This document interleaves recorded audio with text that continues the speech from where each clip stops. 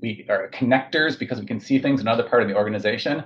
And then ultimately, we help connect the dots with them to figure out whatever it is to solve the problem. Hello, everyone, and welcome to That's a Food Job. I'm your host, Veronica Hislop, and on this podcast, we're here to show you that there is a career for everyone in food, and we are kicking off this new chapter of the podcast strong with an interview with Matt Thell, who is the Global Strategy and Innovation Leader for General Mills.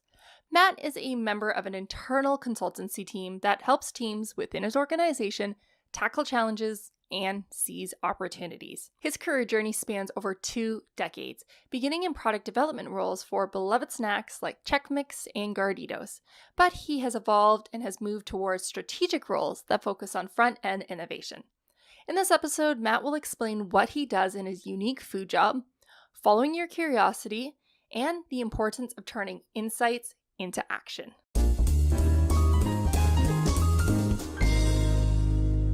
Thank you so much, Matt, for coming on the show and being our first guest. I'm excited. Happy to be here and part of your evolution. Yeah, it's exciting. I mean, you've obviously throughout your career gone through a lot of evolutions with the General Mills family. So Good segue. Love it.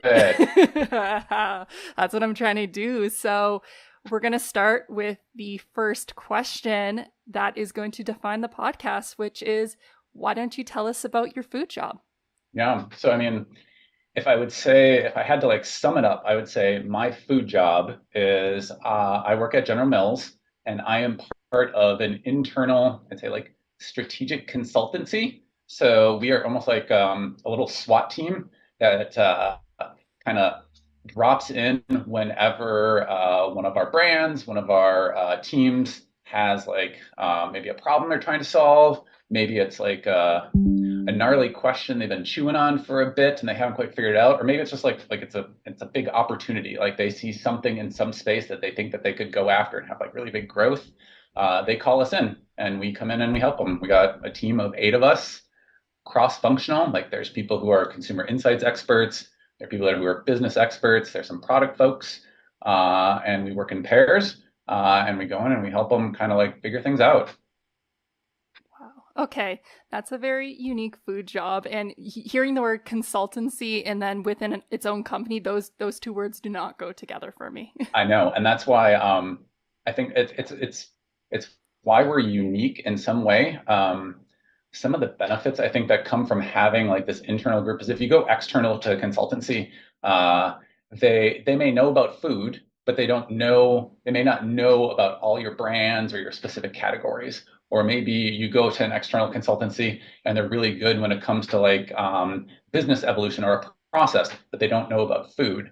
If you come to us, we are all, there's a lot of us that have pretty high tenure within the company. We've moved around a bit. We've worked across the different brands and different functions. So we know our stuff.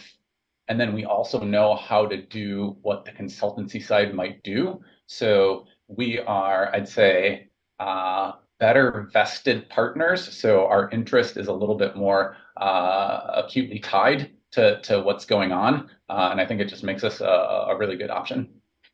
Wow. So, I mean, I feel like everyone knows the name General Mills, but it's quite a large, there's a lot of divisions in that. Do you work for all of the divisions? Do you focus on pet foods or do you focus on granola bars, or is it all over the place? Yeah, it's all over the place. So we're, if you want to say, so for the group is called the I Squad. And so that we've been around for about 25 years. So it was back when putting an I in front of thing was semi new. Maybe I'm not going to go as far as cool, but we had the iPhone and all that kind of stuff and it wasn't all played out.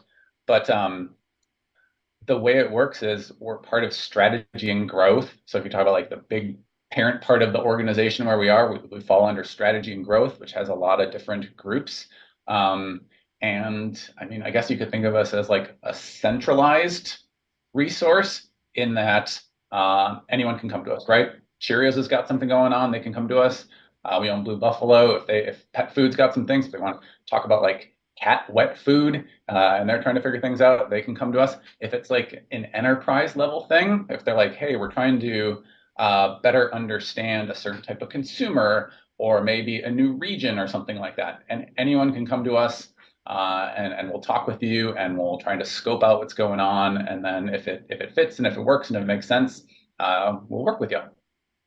Okay, so there's a lot of things that you explore in your role, and let's dive a little bit deeper into that because although I understand that you're that consultancy piece, that still to me is quite many different things that you could do. So, Yep. could you maybe walk us through? I know every day would probably be different for you, but what are the main core things that you do in your role? I'd say there would be a basic level, right? It might be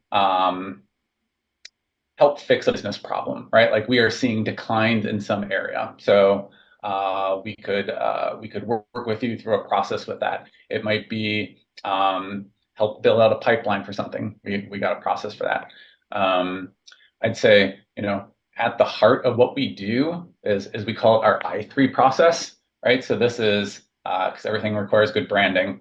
It is immersion, which is get your head smart, right? So you're going through a bunch of different things like we're talking with experts about stuff. So maybe I'm trying to learn about impulse. So I might go talk to people in gambling and like figure out what to do there. Another way to get smart, maybe it's trend treks, right? I'm gonna look at tacos across the world. So we're gonna go to various places. We're gonna go to Houston. Maybe we go to Toronto and see what tacos are like in Toronto. We're gonna go and figure out like a French taco. French taco, you go and put French fries and a bunch of sauce, and like that's a taco. We might go in store, right? Look at things, what they look like in the natural environment, like out in the wild. We would do empathy exercises. So, for example, there was one time when we were looking at heart health, and we had our internal doctor at General Mills basically give people real but fake diagnoses that could like someone might get if they were like basically having some sort of maybe it's high cholesterol or maybe it's high blood pressure, things like that, and then they live with that for a bit, so they basically act as if they're the person who's doing that. So that's like the first I, that's immersion. It's getting smart, your head smart.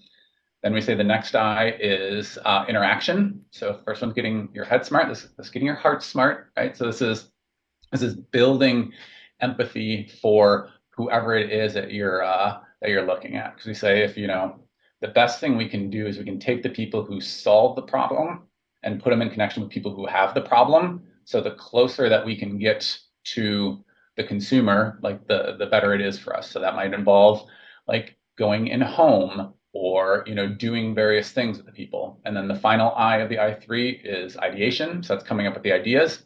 Say you only earn the right to ideate once you do the first couple, and that's putting together the strategy, or that's coming up with the new product ideas or whatever it is. So everything we do with a team would be basically kind of in and around that process. Okay, so it really sounds like a collaborative environment where you're thinking about someone's coming to you, you're thinking about ways to address whatever this concern is or this type of growth, or just it kind of sounds like a think tank to me. I don't know if that's okay. Yeah, I mean, it's Yeah. a think tank that, like, here's the thing. I'm not the expert when it comes to Old El Paso tacos or Häagen-Dazs ice cream, right? Like, we have teams that live in that world day in and day out, right? People who work in marketing, people who work in insights, and people who work on product development. Our job is to go in with them, be a bit of an external but internal perspective, right? External in the sense of we don't work on the brand, internal because we are still General Mills, and take them through a process that helps them, build community knowledge, focus, right? Because get out of your day job and maybe like focus a little bit, and then come to some sort of alignment. Basically, come to some sort of prioritization. And so we are we are coaches, we are caddies, right? We carry the load. We are connectors because we can see things in another part of the organization, and ultimately we help connect the dots with them to figure out whatever it is to solve the problem. I think that is such an important role because, as someone who does very specialized academic research, I myself know that I can get so caught up in the details. And then you just talk to someone in an outside perspective, and they're like, hey, have you ever thought about doing X, Y, and Z? And you're just thinking that is such a simple idea, but having that outside perspective really can change just how you think about things. mean, at minimum, we can ask the questions and be a little bit of a provocateur, right? Because we're not of it. It's easier for us with complete good intent, right? Yeah. To say, well, like, what about this? Or what about this? Or what about this? And like, hey, guess what? This person just said this thing. It seems interesting and we're not paying enough attention to it. Like maybe let's like try and focus on that for a little bit. So just kind of helping guide teams through the process and maybe picking out things that they might have picked out on their own. Well, let's talk about an example. I know you've mentioned a few of them, but to really like pardon me, let's take it back and have an example because you've spoken about little ones, but let's go a little bit bigger and try to conceptualize what you're speaking about because it sounds that you might have an idea or you might have an offset, but then it also sounds like you do these very unique processes Mm, that it's not very traditional to like you mentioned with the dietitian mm. saying like here's a diagnosis. That's very new thinking to me. So would you be able to walk us through maybe an example of something that you've worked on in the past about how that process is, just to really explore this process that you go through? Yeah. Okay. So most recently was working with our old El Paso team in Europe. Okay. So um, trying to trying to understand about a specific part of the business, right? Like we make lots of different products, right? Like we make seasonings and we make sauces and we make kits and we have different types of tortillas and things like that. And so we were trying to understand things about our taco kits in the different countries that we compete in Europe. And so as part of that, it's a multi-day process and it spans, maybe a few months because, you can only kind of like get in and focus so much. We're not really about kind of like that intense, like just go in and do everything all at once. But, on the immersion side of things, so this is on the front end of getting smart. There's this standard stuff, right? There's like, okay, let's ground ourselves in the category and like what's going on and let's ground ourselves in the business. But there's also like, okay, like we should understand, everyone should understand together what our product tastes like and what the competitive product tastes like and maybe what like some separates taste like. So all right, so we'll do a guided product tasting. So that's like an exercise and you call out different things. We're like, well, you know what, it would be good to to understand again, like I said, in store. So you know what? We get up and we go to Sainsbury's and we get up and we go to Aldi and we have, you know, um, a way of looking at things. Okay, let's take a look at our product on the shelf. Like, what do you notice? Like really high level things, like kindergarten type things. Like, oh, I see a lot of yellow. Okay, that's great. But the yellow is kind of broken up in various places. Okay, that means something. So, we talk people through and like, what are you picking out? We would do things like um, reverse engineering, right? Again, we'll take the competitive set and like let's break it down, like understand kind of like what does their packaging look like? What is the message that they're communicating? What are their advertisements? All those different things are, part of a multi-day session with the team to get smart. During each of those, you know, I'm having capture thoughts throughout because the whole idea is it's all well and good to give the old El Paso team a bit of stimulus, but if they don't tell me what they think that means or what to do with it, then it's just learning for learning's sake. So that would be like the immersion. So then interaction, we talk to people, right? Like we talk to people in France who eat tacos, and we talk to people in the UK that eat tacos, and we for this case, we interviewed some in video, interviewed others in person. We do all the interviewing ourselves, meaning we have our people because it really, in the end, it's just a conversation, and you should be able to have a conversation with a person, especially about something that you work on. So we do that. Again, you kind of capture that bit of information and you ask them, what is life like? What is food like? What's your family like? Like, what is a normal meal experience? Tell me about like common meals that you make. Okay, you make tacos. Like, tell me about making tacos. How is making tacos different than making spaghetti, right? Things like that.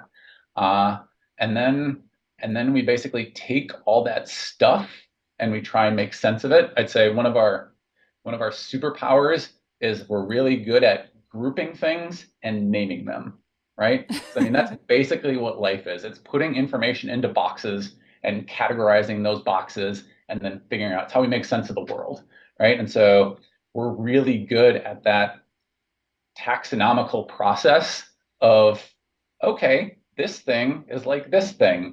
We're going to call it this. And that's what we do. And from there, the strategy kind of emerges. And you then say, okay, Old El Paso team, based on what you saw in store and what you ate and what you learned about the category and what this person said and what this person said, here are a series of things you could do. And then you work with that together. Okay, that helps conceptualizing it for me in my head. I like that you said about, putting it into boxes and trying to really tease out because it's great that you can have all these thoughts and you think about it, but if you don't translate that knowledge into something that's more actionable or something that sees the pattern, it's just thinking. Yeah. And you have to put those into action. Yeah. I mean, and that's it right there. Like my mantra is insights without action are just fun facts, right? Like I've said it so many times. I should probably get it like tattooed in on my lower lip, right? Because I'm always thinking about like what is the practical application of this, whatever you want to call it, insight, piece of information. Like I don't care how you want to classify it, but basically doing that is you're forcing yourself to say, okay, I have this bit of stimulus. Like, what should I do with it, right? I learned this because you are at different stages of knowledge throughout the process. Like the first thing that you say you should do may not be right, but it's a hypothesis, right? Like anything else, it's a hypothesis. And so we take all these we call them we shoulds every time after we do something. You're like, okay, we should do something because of this thing that I learned. We take all these things, and that's our building blocks. That's the stuff that we put together. Those are the things that we link up and we try and create then the strategy. And sometimes they're good, right? Like, and sometimes they're not. Like we have a category for those. It's called true but useless, right? Like there's something, but I'm not going to do anything with it. And then ultimately, yeah, that's the stuff that we ladder up into things that become the strategies or the initiatives or whatever they are. Because you do a lot of, like you mentioned, thinking through and then creating actions. Do you have any warning signs that if something is going wrong, like, do you have any Yeah. Because it could easily be if you think this thought, so going with the Old El Paso, maybe you've spoken to all these individuals and it seems very clear in this moment that we should change our product to be this way. But then after, you might go too far and realize that was just a wrong thought. We shouldn't have gone this far. Like, do you have anything that stops you in saying, like, this is not where we should be going? I mean, it's art and science thing, but okay. So here's an example of let's say like a we should gone wrong, but still there's something right there. So doing a bunch of work in China, and this was specifically on Häagen-Dazs. So Häagen-Dazs is one of our brands, delicious ice cream.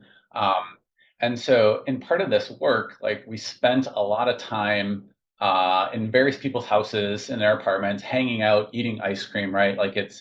We would do things where like, okay, we're going to bring over a bunch of stuff and we've recruited you and we want you to grab 3 of your friends and we're going to go and we're going to have, they like call it like a carpet party, right? We're just going to put all the stuff out there and we're going to eat ice cream and we're going to ask you a bunch of questions. And, we're spending multiple hours, and in this case, it's a bunch of kind of like 20 somethings and we're in an apartment and it's great. And the interview is over. We're done chatting with these people and we're having our niceties and we're kind of like heading out. And we have all this leftover ice cream, like different pints of ice cream and things. And we think we're going to be like so benevolent and kind of like, hey, like just keep it. It's all yours, right? Like, oh, of course. Yeah, you'd think so. But they ended up just kind of like swiping it all into the trash. And we're like, what did you just do, right? Like, and let's be clear, like Häagen-Dazs in China is really expensive. Like it is a premium product, and so these are not wealthy young adults. And like I'm thinking I'm giving them a gift, and so I'm like, I see something, it surprises me. I'm like, oh, tell me more about that. Like, why did you just take all that ice cream and throw it into the trash? And basically kind of like what we got back is they're like, well, it's opened, it's now tainted. And this is me summing up kind of like, I was like, tainted. I was like, but we were using different spoons and we were scooping it out and like no one was double dipping, right? Like, and they're like, but like, no, it was exposed. It was exposed to the air. It was exposed to us. It's not at its peak, so I'm not going to keep it. So, in the car, like as we're driving around to the next one, we talk a little bit about, and that's interesting. And I'm going through the we shoulds later, because people have to write up the we shoulds. And I see things like, we should educate people about not only how we have like high quality expectations, but how it's like okay to save the pints after opening, and then the because is because people see partially eaten ice cream as unsanitary and unfit for consumption. And so, like in this case, like the trip up would be like if you take that at face value, if you give too much credit to the we should part, you might come up with something like, oh, I should educate people, and like we should like have this campaign. And first of all, no one wants to be educated, right? Like when I go to like No, buy food, I don't want to be educated. But exactly. the because is still pretty good. The nugget of like what they did and how they feel. And so in this case, the I care more about the why than I do about the what. So like, well, a proposed action isn't that great. Like the if I shift my focus, I could be like, oh, maybe it's about single serve type items, or maybe it's things that are individually wrapped. So the watch out is focus in this case on the why as opposed to the what. It's interesting when you can set up this whole exploratory research and then you're done the test in your mind. And then after you're walking away, and then that's where the new insights come from. So you never really know where it's going to come from and to be open to them. Yeah, I mean, everything is a potential stimulus, right? Regardless of it, if it's the in the moment type thing or something that happens at the end, or if it's the conversation that happened in the car, you just have to be ready and able to extract what the right thing is, and that's the art part, not the science. How do you make that environment comfortable when you're actually working with your team? Because you said you're a team of like 8 individuals and such. And as someone who does work, like a lot of a student's exposure to group work is through university, and that is Yeah. not a very fun setting to do. But we know that that changes when you go into the workplace. But you are dealing very much with different ideas and very unique ideas, or going back and forth. How does your team set up an environment that can allow for ideas to come through without being challenged on them, or like creating a I want to say warm environment that you can bring your ideas up without being ridiculed for it or being shot down, even if they're like very absurd ideas, if that does come up? Yeah. So I mean, okay. So on the front end, like there's a lot of like structural things. Like we do a lot to first alleviate a lot of the mental burden that might be on the team, right? So um, if you don't have to focus on something else, you can focus on what you're supposed to focus on. So that's why, I talked about how we are like a caddy. You think of like a golf caddy where we carry the load. We try and do all the logisticy things so that you don't have to think about it as a team. So basically, you are coming in and uh, you are not being catered to. Like think about like wedding planning, right? You got a wedding planner, and the wedding planner is there to like handle everything such that you can experience this amazing day, right? And if you do your job right, you don't have to think about everything else, and you can be 100% invested in the experience. So in that case, we're like wedding planners that first frees up any other kind of like, let's say, um, mental burdens. So I think that's the first thing. You got to put people in kind of like the ability to just do stuff. Um, we are, I'd say, fairly casual in our approach. You can think of things like corporate stuff can get a little bit stuffy. General Mills is pretty laid back overall, but like we are very kind of like loose. We're loose in our dress, we're loose where we are. And so that kind of then also sets the tone.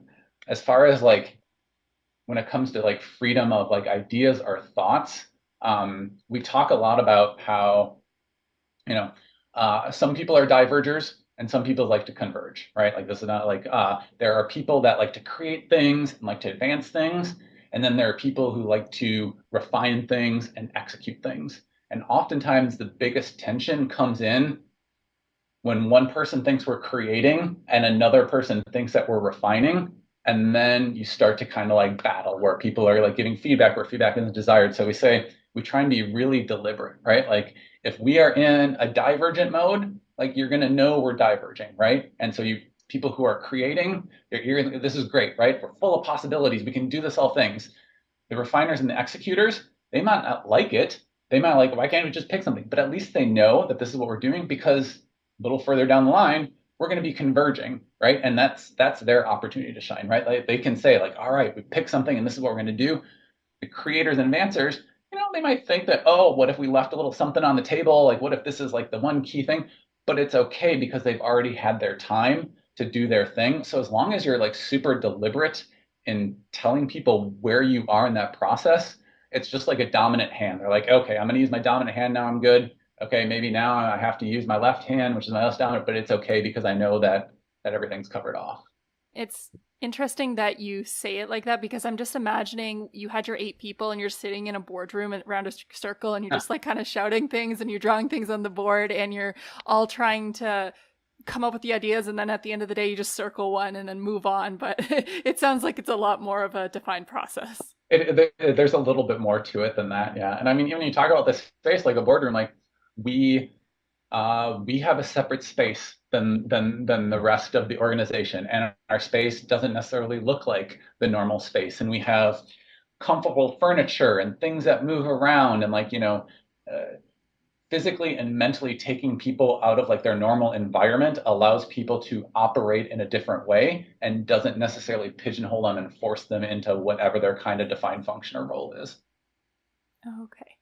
That's amazing because most a lot of individuals do not have that opportunity to do so. That's and just thinking too, those a lot of the students that listen to this podcast do want to go into something like product development, and they might not be a General Mills that has amazing opportunities and such. They might be a smaller team, but they are working in a team. Do you have any suggestions for a student or someone who's new in their role that is in product development that might have an idea but doesn't feel comfortable sharing it? Do you have any ways that they can help with the environment to help be able to bring it up?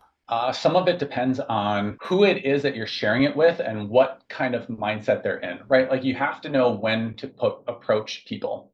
Um, there are going to be certain times, whether it's times of day, times in the year, times understanding the business process that's happening, right? Like I know if my people are working on plans, they are not open to new ideas because they are in the convergence mode. They are like trying to refine what's going on. So you know what I'm never going to do? I'm never going to propose like big blue sky ideas when people are in that mode. So I don't want to say it's reading the room, but I'd say know who all the players are and know kind of like what's important to them, where they are and kind of like their business cycle, and then hit them up at the right time. So that's like one thing.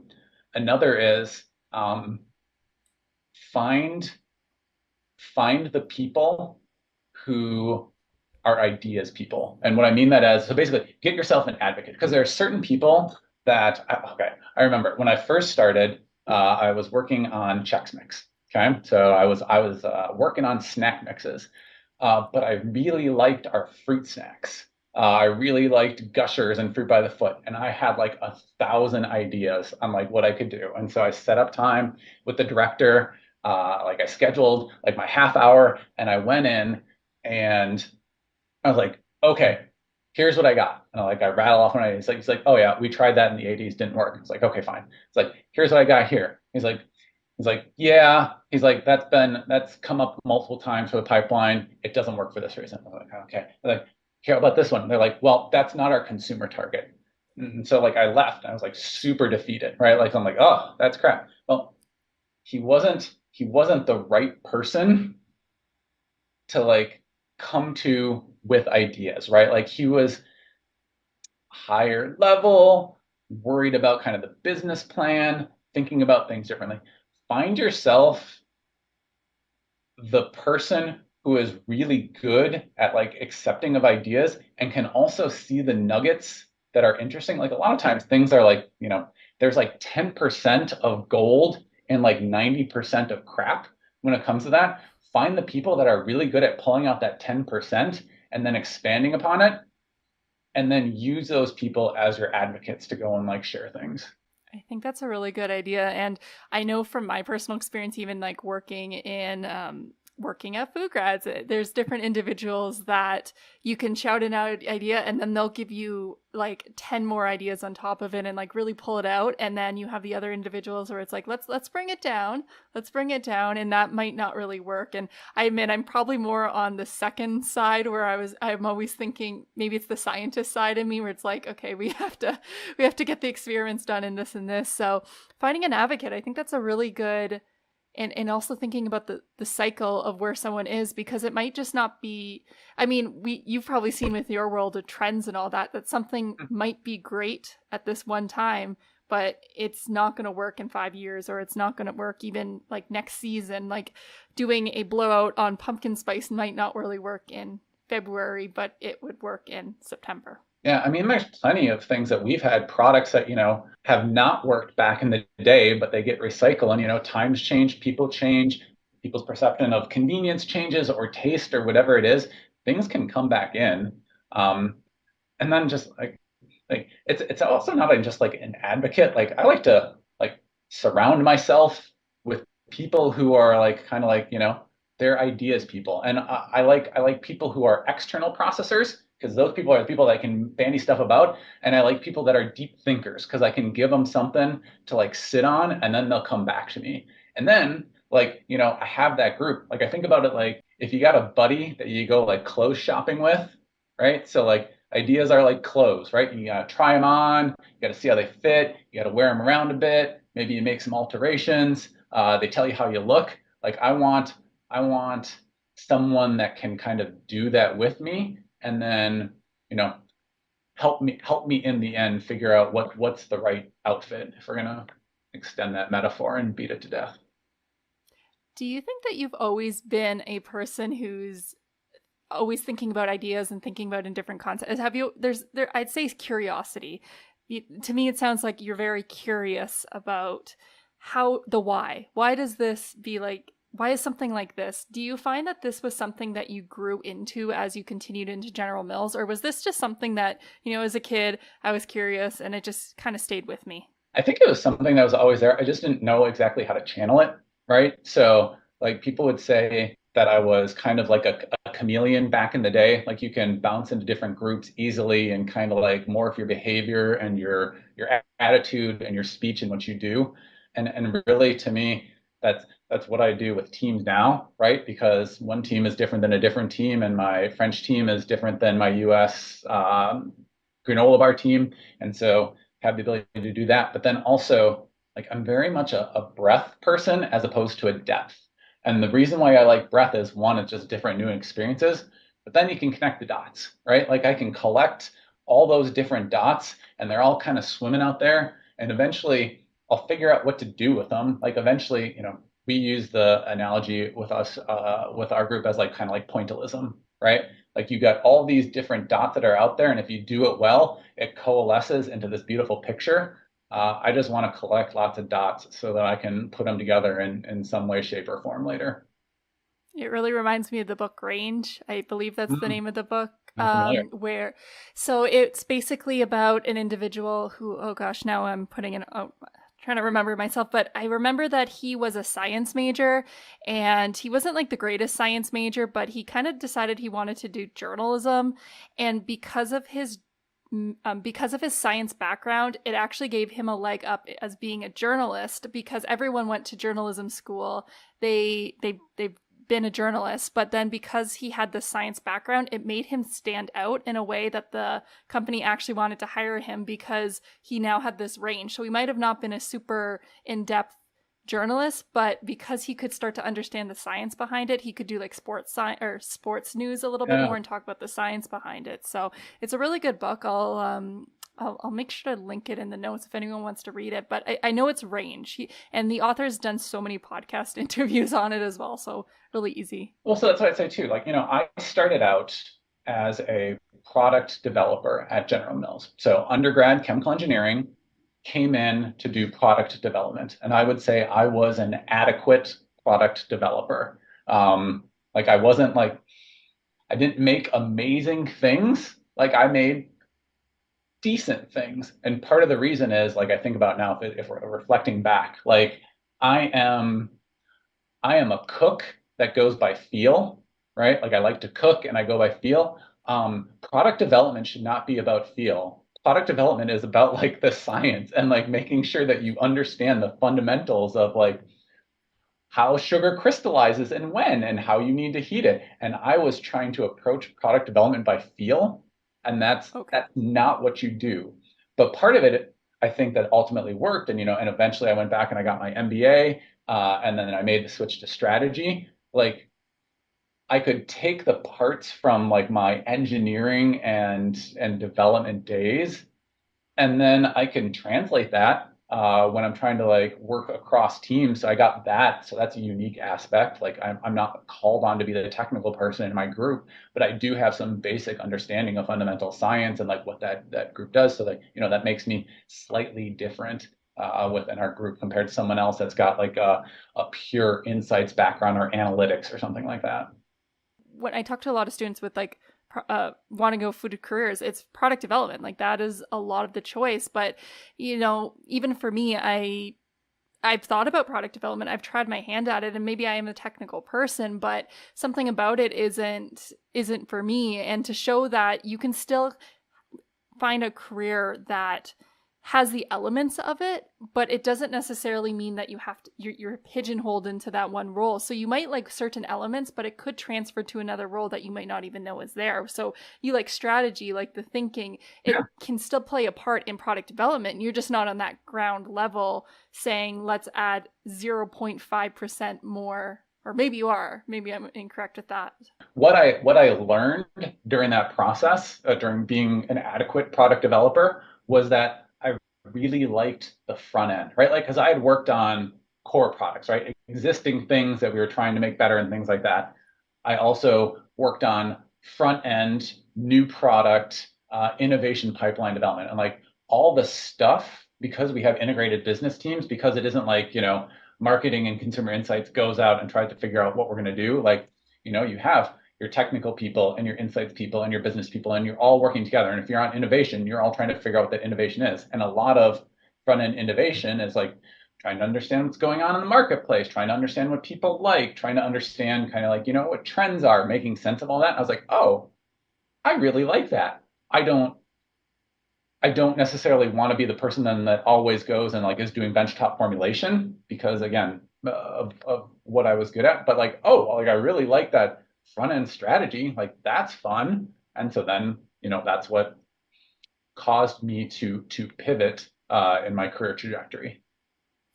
Do you think that those experiences have helped you in terms of recruitment? Because I know that you are responsible for helping to recruit students into General Mills that aren't necessarily in the typical schools that might funnel into General Mills. You might go to what's the word, non-core schools, so to say. Do you think this experience has helped you be better able to identify which students would be well suited for your team?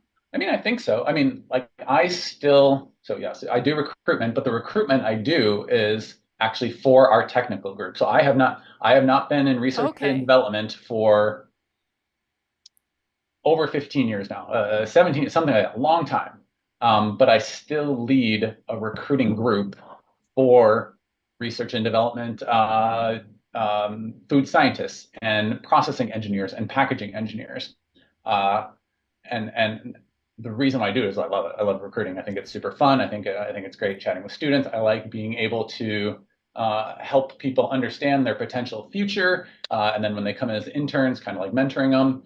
But I think it does give me a different way of assessing what good talent is, because there is the technical aptitude, right? Like do you know, like if I ask you, you're making a Nature Valley granola bar and you're getting consumer complaints that it's soggy, not crunchy, right? Like I can ask you that question as an interviewee and you can tell me things and I can understand if you're getting the science right. Like I know that. But as someone who kind of works in my space, I can also understand if you're you're good at solving problems, right? Because I don't expect you as a brand new person to know how to make Cheerios or know how to make fruit roll-ups, right? But I do know if you can give me the logic walk of how you might address a problem like that and tell me all the different things that you'd consider, because to me, that's what makes a good problem solver. Like I know if you can tell me a good story, right? Like if you can take me from point A to point B. Now, I'm not saying like it needs to be like the hero's journey, right? It's not about, oh, there is challenge, there's temptation and transformation and atonement. Like it's not that kind of story. But like the thing is, like even as a technical developer, like you need to sell in what you're doing. You need to get people to believe what you're doing. You need to have like a beginning, middle, and end to your point that you're trying to make. And so it's one thing to technically solve the problem at hand. It's another to be the technical person in a business group that tries to get across the point of your function and what you're trying to do and to make people believe in your solution.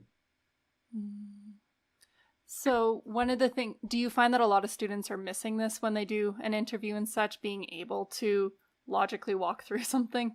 What's difficult is you're trying to sell yourself in a very short period of time. And so your natural proclivity is to like do like a dump, right? Like I want to get all this information out. I want you to see all these good things that I've done, right? Like, and I want you to understand, and I want you to understand because I think if I'm a technical person, I want you to understand that I am technically minded. So a lot of times they go into kind of just like the minutia of the research and like the really where I'm sure is super important in that time and for what you're doing.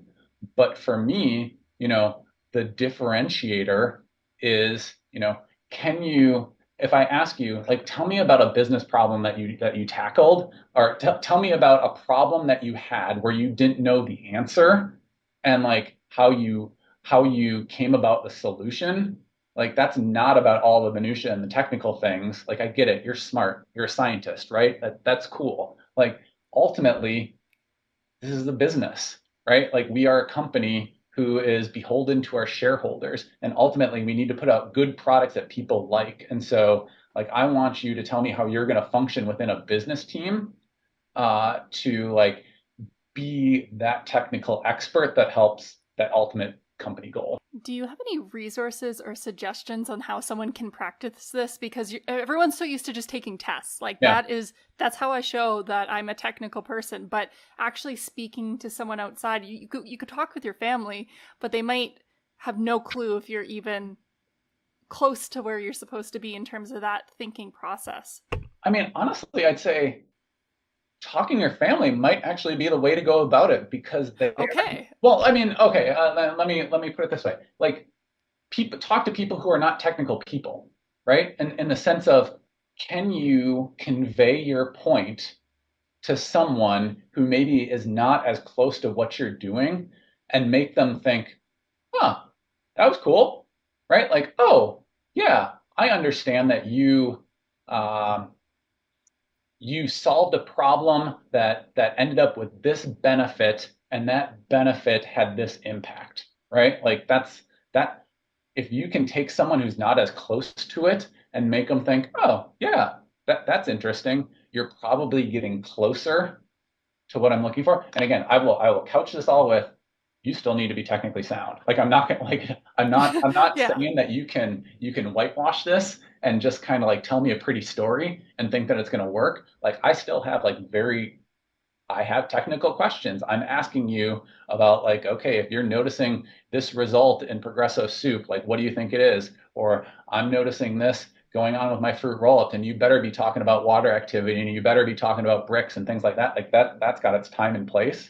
And then there are all the other things that are part of that I want to learn about. When I do an interview, I say, if I'm doing my job right, it's going to feel like a conversation, right? So, and we're both clear here what this transaction is, right? You are trying to get a job. I am trying to like understand who would be the best fit for the job. So it's not like we're just like meeting on the street, but like I want to ask you about something that you know and that you're familiar with and that you're comfortable with, and I want to use that as a way in to to then ask you the questions that get at the things I need to know that are in the right context. And so it'll feel a bit more like hopefully a back and forth until I get to the point where I'm like, okay, now I have to ask you technical questions. Bringing it back to what you were saying earlier, it really is reading the room, understanding, trying to think about the interviewer, trying to think about why are they asking me this, but also understanding who you're talking to, because being in an interview, you don't have to technically know every single small detail.